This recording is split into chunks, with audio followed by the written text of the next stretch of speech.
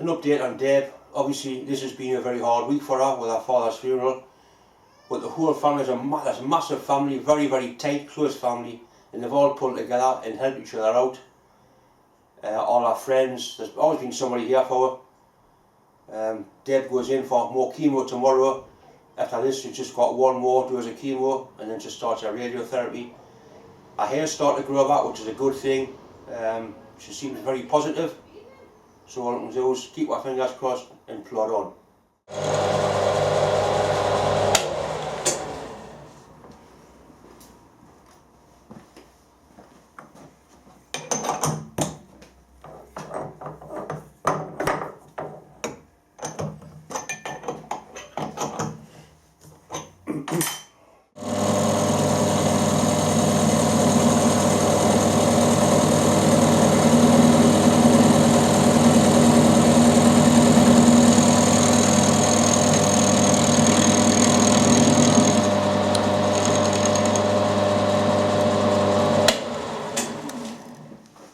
Of course, one thing you can do, you can take it out of the vase and do what you want with it and put it back in if you need to take a little bit more off.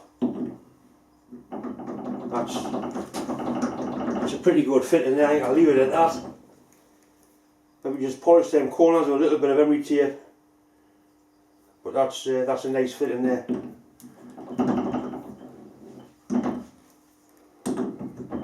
Yeah, that's alright. Right, we need to find the centre of that bar.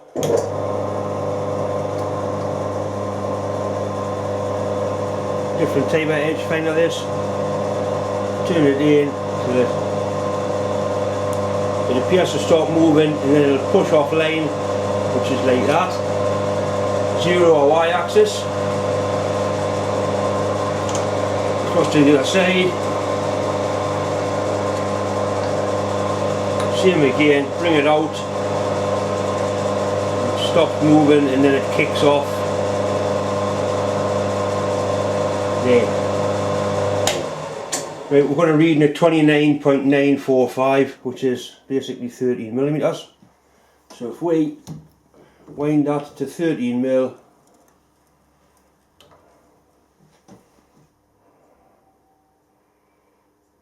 that is the centre of the bar. If you look at it, it's in the middle.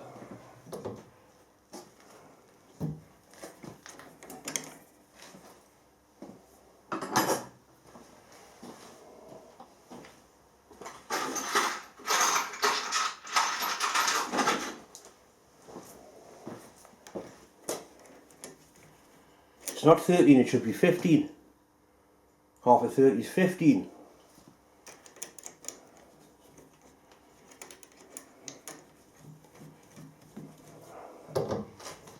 There you are, it's off centre.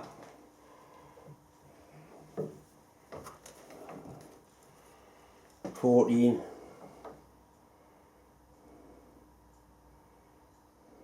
$15. It's sometimes better to have a little small flat on there to give the drill something to start on, but it's quite a big diameter and I'm sure that will start no problem, which it has. This is supposed to be silver steel, but it's proven quite tough to machine for silver steel.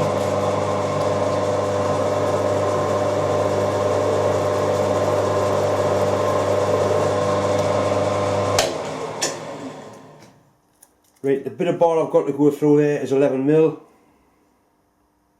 I haven't got 11mm reamer, so I'll have to drill it, and I'll probably end up drilling that and tapping it and putting a little grub screw in the end to hold it.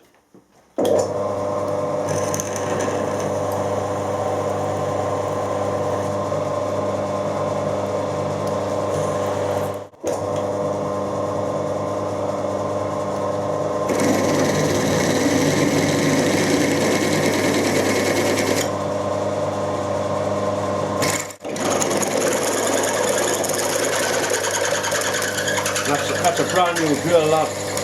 And that drills got cobalt. These are just good quality ordinary drills, but it is a brand new one. It's taking heavy weather a lot.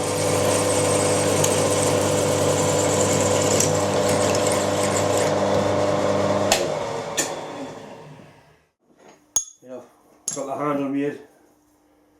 Moment of truth now.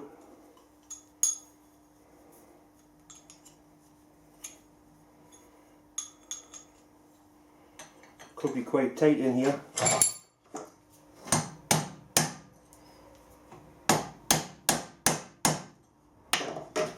Better hammer than that.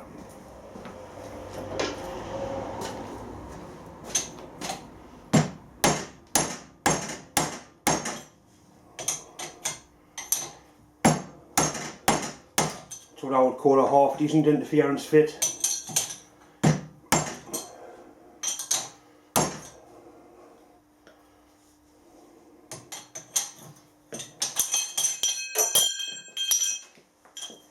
I hate these bastard things, I do.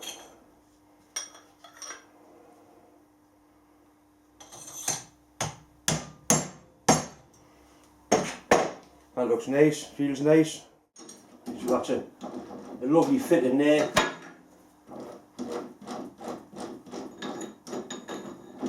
And I can get enough leverage on there for what I need to do with a 3-jaw chuck. Any more than that I'll put a 4-jaw chuck on. So what we'll do now, we'll heat this up, heat that up to red hot, quench it in water, which will make it fully hard. Then I'll warm it up again, quench it in oil, in the right colour for the chuck key, which I would think would probably be something like a drill, not stupid, not probably softer than a drill. Something like a chisel that's not going to chip. I mean, it will be alright left the way it is, but so using the silver steel, I can harden it, then it won't wear away. Very hot.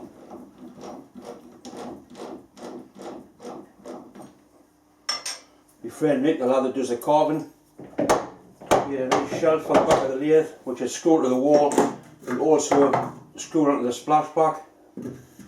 Drilled some nice holes in so I can keep me number 3 Morse taper chucks and whatnot in there. I'll have to start collecting some more 3 Morse taper gear. That's the big bush that goes in the end of that goes in the lathe mandrel. Converts it from whatever taper that is to a 4 Morse taper. Or is it 3?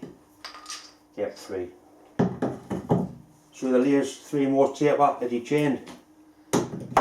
The shelf also means that I won't be dropping things down the back of there in no man's land. I'm not that happy having this behind the lathe. I know I did with my Boxford. But one thing I do make sure I do, I stop the lathe before I reach over.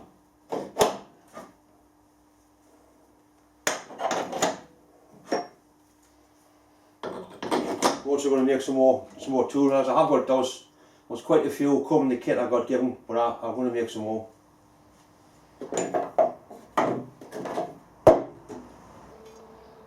I'm going to temper the chuck key to a brown colour, which is the sort of colour you would have a screwdriver blade. It'll be fairly hard, but it won't be brittle, it shouldn't break. I've got some fire bricks on the bench. All I've got to propane torch to heat it. Oxyacetylene is better, but I should be able to get enough heat up with that. Sorry, with this. You heat it up until it's bright red, at which time it won't do that. It loses its magnetic attraction, then you quench it in water, then it'll become fully hard, what they call glass hard, actually brittle. Then we'll clean it up again, nice and shiny silver, and we'll warm it up until it starts to change colour, and then we'll quench it again, and that's it, tempered. So the first thing to do is try and get it red hot.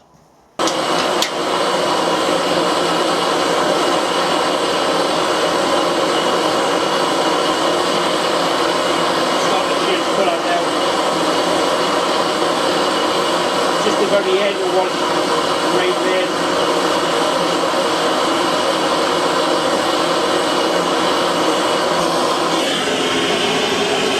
Lost its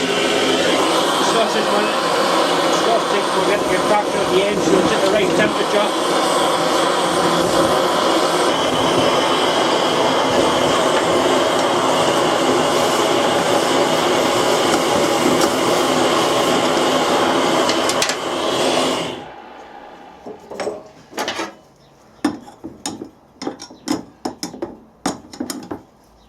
Right, so quenched it in that bucket of water. So now it's at the stage what they call glass hard. You can't mark it with a file, it's fully hardened. In this state, if you put it in a chuck and turn hard, it will probably break. What we'll do now is we'll polish it up nice and shiny silver again, and then we'll temper it. Right, I've cleaned it up with some emery tape so it's nice and shiny silver. We're going to heat it up down here and watch the colours gradually come up until we're going to be like a brown colour on the end, and then we're going to quench it in some oil. They used to use sperm whale oil for tempering. I haven't got any sperm whale oil, but I have got plenty of 1040, so I'm just going to use that.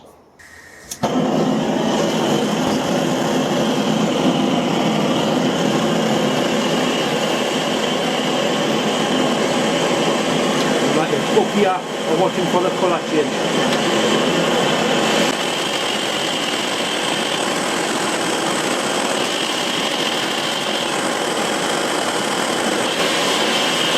Starting to rise up there, you can see the brown colour going up.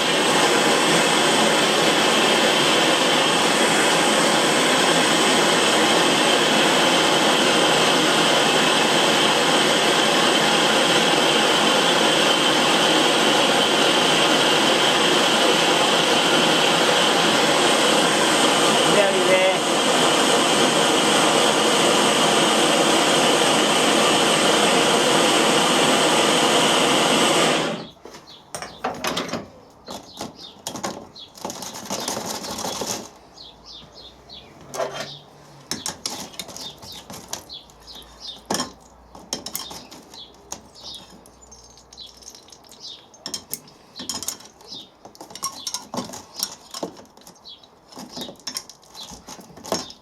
You can use water, you can quench it in water, but I find you get a better colour with the oil. It's also a slightly slower cooling process.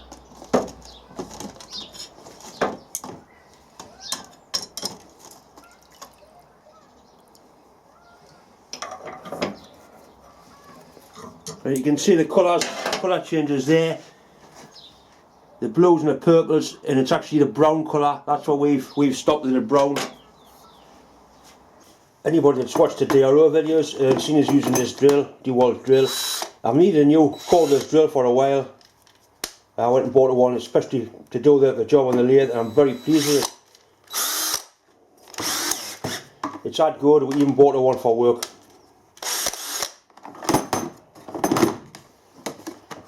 One thing it has got, it's got a little torch, little LED torch in there that comes on when you pull the trigger. I thought it was a bit of a gimmick until I started to use it. And it really is a useful point. Comes in a nice case as well, so you don't lose the bits. Thanks very much, Daryl, for sending the water pump up at your parents, that you found at your parents' house. I'm sure I'll be able to do a nice series of videos on stripping and reconditioning this unit. I know Debs likes it because it can drive it without its stop. Thanks once again. Once again, thanks very much for watching. Thanks for subscribing. Thanks for clicking the like button. But a special thanks to all the well wishers that have come in for Debs, my wife. Really, really important. It does make a massive difference. Thanks very much.